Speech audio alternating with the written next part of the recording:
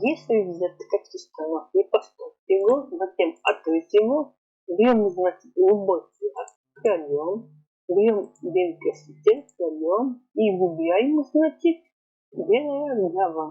И повторяем то же самое подряд, сколько вам нужно.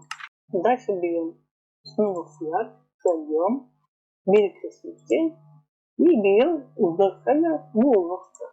Берем, то же самое повторяем, убираем, ломаем. Теперь берем красный бетон и ставим вот сюда ломовой бетон и вот сюда синий бетон.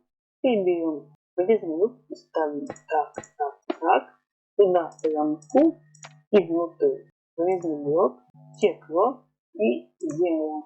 Затем берем наш созданный флаг и ставим вот сюда и вот сюда.